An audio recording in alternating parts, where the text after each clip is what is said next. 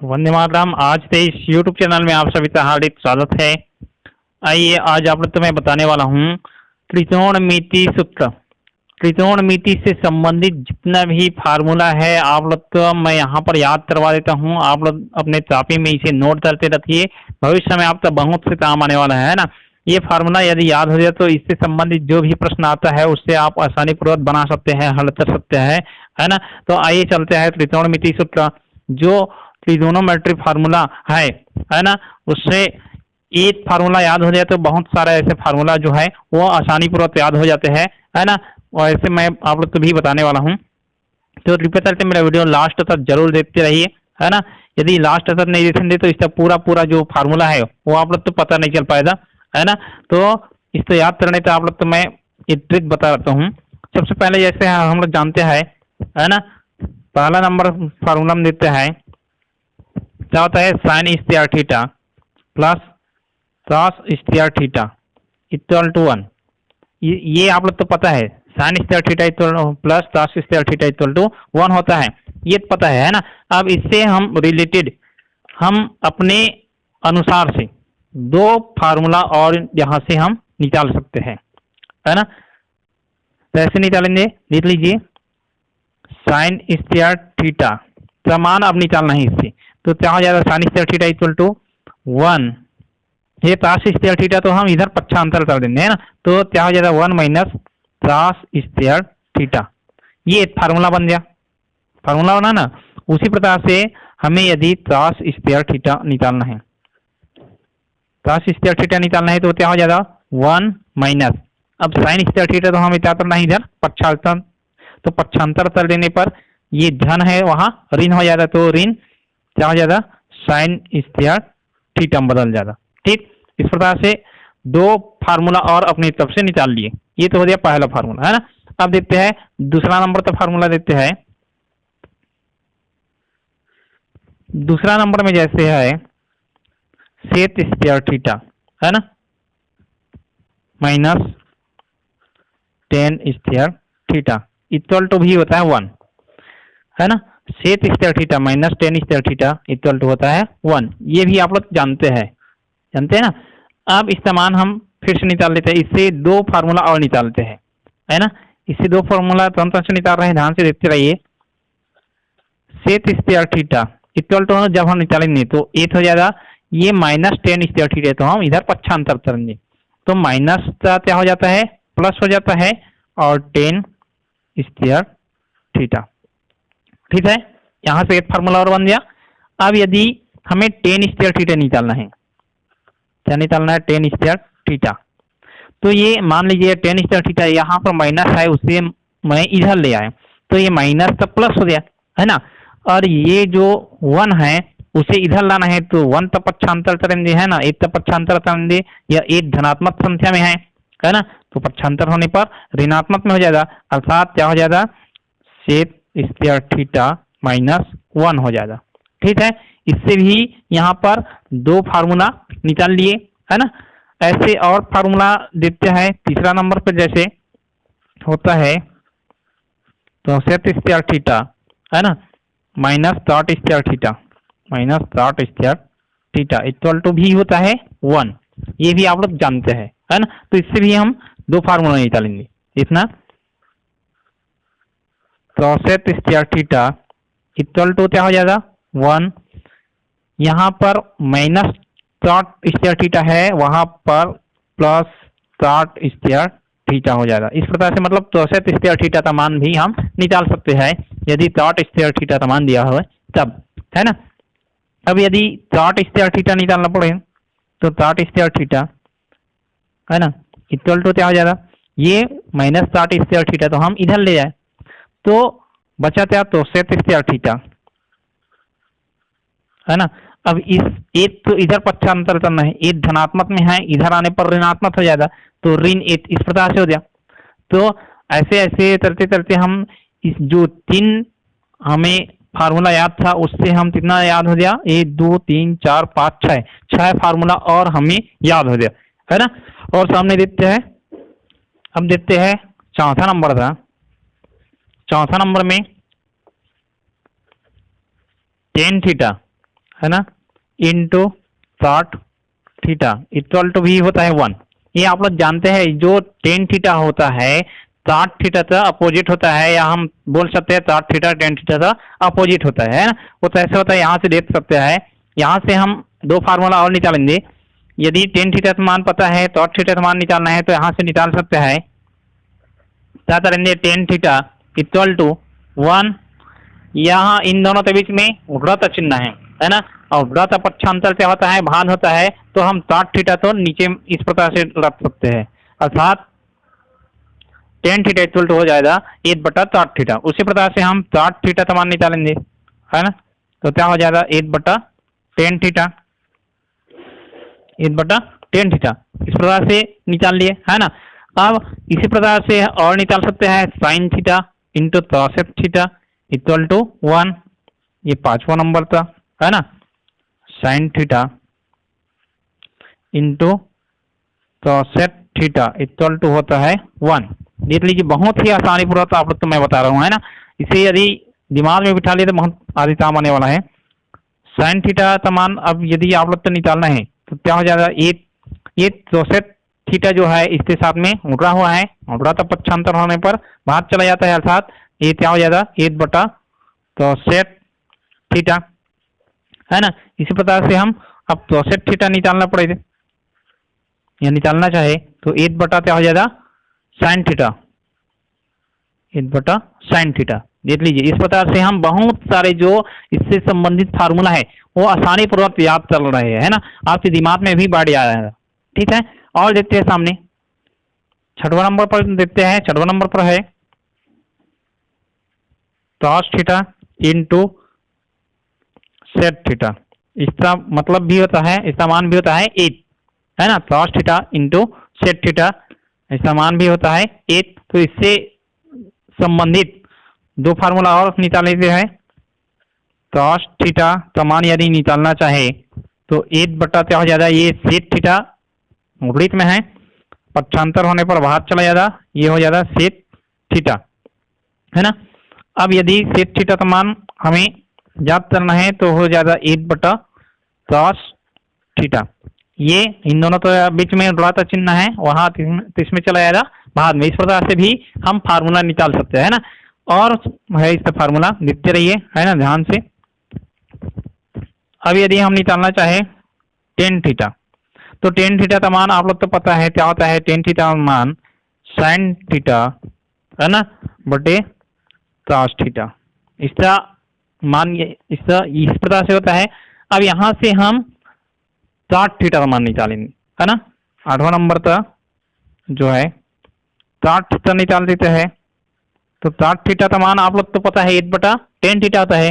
अब यहाँ से हम क्या करेंगे, जो sin थीटा ऊपर में है, cos थीटा नीचे में है, तो cos थीटा ऊपर चला जाएगा, है ना। इससे उल्टा होता है तो, और ये sin थीटा नीचे आ जाएगा, ठीक। इस प्रकार से हो गया ये cot थीटा का मान, आया समझ में ना। और देखते हैं इससे संबंधित प्रश्न, सॉरी फार्मूला। तो त्रिकोणमिति से जिसमें 90 से लेकर देते हैं, 90 माइनस थीटा वाले देते हैं, है ना, 10वां नंबर पर। तो 10वां नंबर पर क्या होता है, इसे सॉरी 9वां नंबर जो फार्मूला है उसे उसमें देते हैं sin 90 minus theta, sin 90 minus theta, है ना, इक्वल टू क्या होता है उसे देख लेते हैं। तो sin 90 माइनस थीटा जो होता है ना, इसका मतलब होता है cos थीटा। क्या होता है, cos थीटा होता है। अब यहाँ पर हम देखेंगे इसी के सामने, है ना,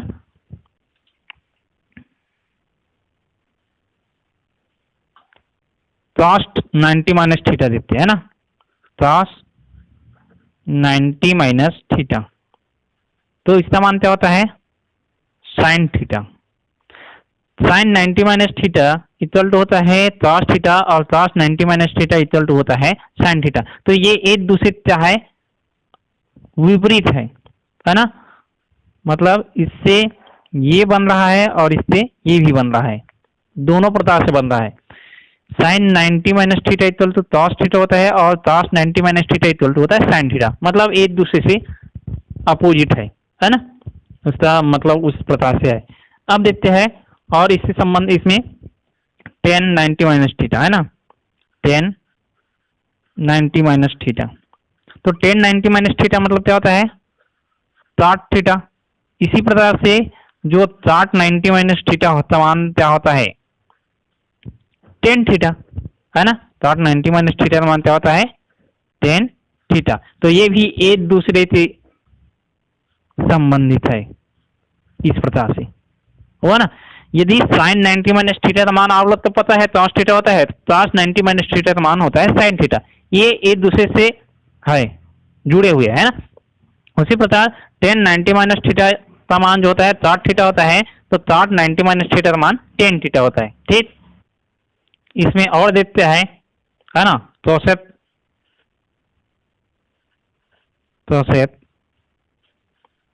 90 माइनस थीटा, तो सेट 90 माइनस थीटा का मान क्या होता है, सेट थीटा होता है। ठीक है, इसी प्रकार से set 90 minus theta, set 90 minus theta का मान क्या होता है, तो सेट थीटा, तो सेट थीटा। ठीक है, तो ये भी एक दूसरे से क्या है, संबंधित है ना। यदि तो सेट 90 माइनस थीटा का मान आप लोग तो पता चल गया, तो सेट 90 माइनस थीटा का मान भी पता चल जाएगा। ठीक है, तो इस प्रकार से ये फार्मूला आप लोग तो पता हो जाएगा। ठीक है, यदि एक फार्मूला ये पता है तो इसका मान भी आपको पता हो जाएगा। साथ ही साथ अब 10वां नंबर पर चलते हैं। 10वां नंबर पर है त्रिकोणमितीय अनुपात। त्रिकोणमितीय अनुपात से संबंधित जो भी प्रश्न है उससे, है ना। यहां पर लिख देते हैं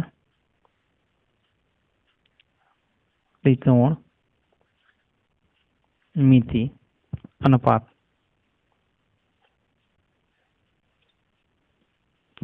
त्रिकोणमितीय अनुपात से दिखते हैं, है ना। तो यहां पर आप लोग तो मैं बता देता हूं, त्रिकोण होता है, लंब होता है और आधार होता है ना। इसमें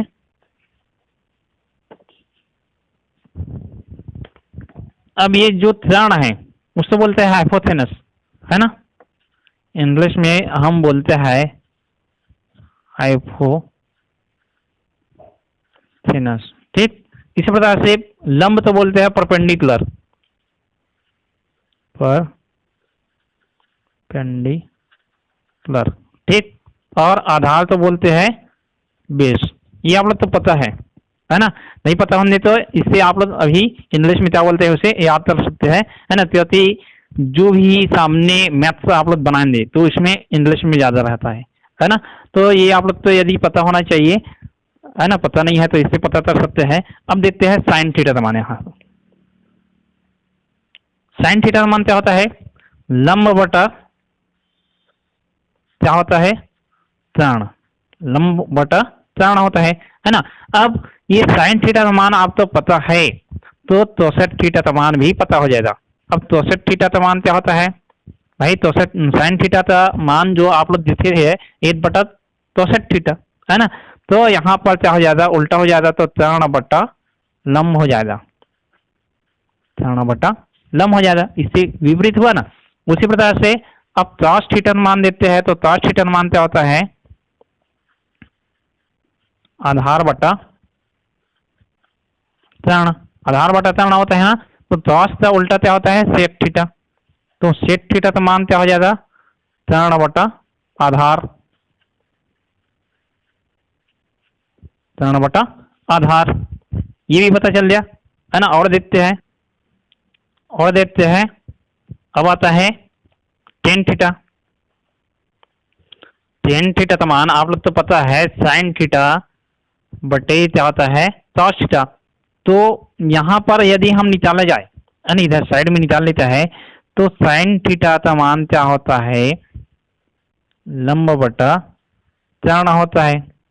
ठीक, और cos थीटा का मान क्या होता है, आधार बटा त्रिकोण, है ना।